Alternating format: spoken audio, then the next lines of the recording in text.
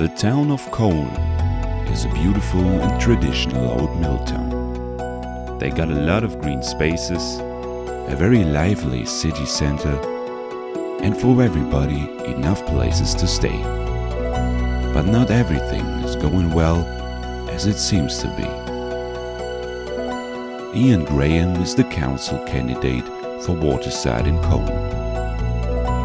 He's about to show you the things which will destroy the view of the city if nobody tries to change.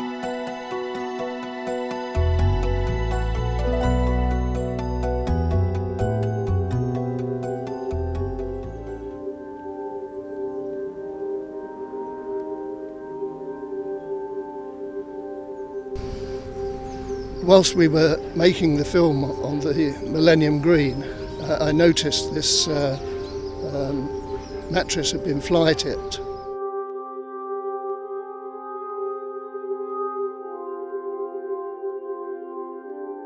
This situation will only get worse with the closure of the recycling centre. The cost of recycling is far outweighed by the cost of the clear-up operation that will be necessary to clear up all the fly tipping and rubbish in the streets that is left. I brought down this morning some cardboard boxes which I needed to recycle. It took me 5 minutes from leaving home to get to the recycling centre and dispose of the boxes. If I had to go to Burnley, it means a 14-mile round trip. Nobody is going to bother with that.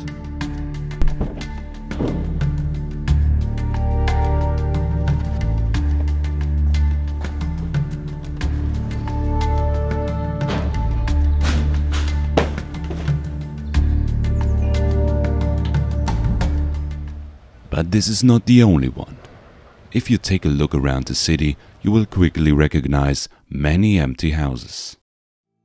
Here we are at the top of Waterside, at the top of Knott's Lane, and looking down onto the terraced houses in Waterside, in the West Street area. Yes, Waterside is an area of Colne that's had its problems in the past, but there are many empty houses in Colne, and in Waterside particularly, that could be renovated and put into use again. The builder of this development went bankrupt 6 years ago. The houses have been derelict and deteriorating ever since. There's no sign of them being completed. Why build 200 new homes when we have a blight on the landscape like this that should be completed first? There's no need to spend vast amounts of money demolishing and rebuilding houses when we have an existing housing stock taken into renovation and put to good use. You can get results like we see here.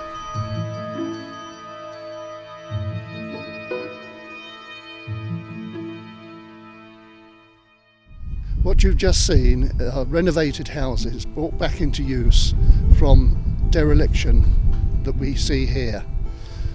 For very little cost, we can bring back into use the housing stock of Pendle generally.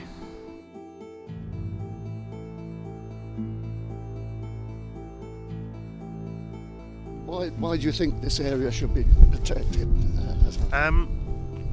This area is parts of the number of the fields have been allocated as local nature reserves. There is species and habitat which is of national and international importance on these fields. Some of the sites are biological heritage sites, so therefore we believe, and there is wild deer and other animals on here, and if there is going to be housing on there, it's going to destroy the ecological life on these fields between Elton and Colne. So what we want to do is protect that ecologically, keep it green, but at the same time we want to make sure that this side of the area is protected. So that's one of the reasons why we want to campaign for a Jubilee woodland. This year is the Queen's Diamond Jubilee, and we think if we can plant trees on here, more trees, hundreds of trees, it can be called a Jubilee woodland in memory of the Queen's Diamond Jubilee. And what better way of doing that rather than building houses on it? Here we are at the end of Notts Lane, Notts Mount estate, where the development for 200 houses is proposed.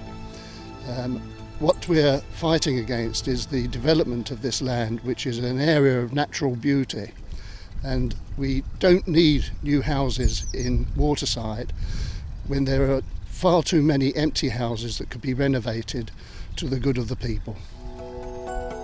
I'm Ian Graham. I'm a Labour Party candidate for Waterside in the election on the 3rd of May. I'd like you to vote for me to bring change to Waterside now.